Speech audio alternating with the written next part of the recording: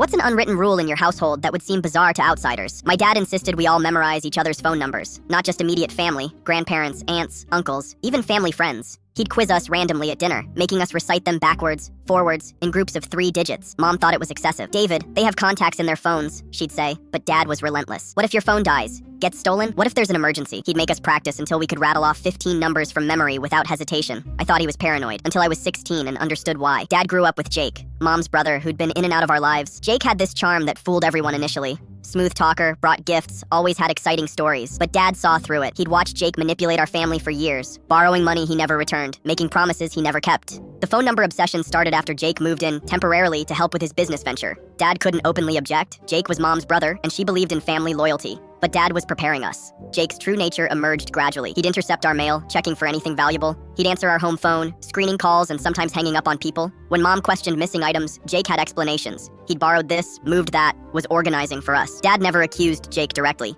Instead, he'd quietly tell us to call Grandma from school, not home. "Check in with Aunt Sarah every Tuesday," he'd say. "Use the landline at Jessica's house." We were creating a communication network that bypassed Jake entirely. The breaking point came during spring break. Mom was visiting her sister, leaving Jake supposedly watching us. I came home early from a friend's house and found Jake going through Dad's office, photographing documents with his phone. When he saw me, his friendly mask slipped. "You didn't see anything," he said, stepping closer. "And if you tell your parents I was in here, I'll make sure they know about that party you went to last weekend, the one with alcohol that you lied about." I hadn't been to any party, but Jake's tone was threatening enough that I realized he'd been watching us, collecting information to use against us. I nodded and went to my room, my heart pounding. But Dad's training kicked in. I grabbed my school laptop and video called Grandma, reciting her number from memory since my phone was downstairs. I told her everything, and she immediately called Dad at work using the number I'd memorized years ago. Dad came home within the hour with 2 police officers. They caught Jake red-handed. He'd been photographing Dad's financial documents, client information from his accounting practice, even our personal documents like social security cards and birth certificates. His business venture was identity theft. Jake tried to play the victim, claiming he was just organizing Dad's messy office. But the photos on his phone told a different story. He'd been systematically documenting our entire financial lives, plus several neighbors whose houses he'd visited under various pretenses. During the investigation,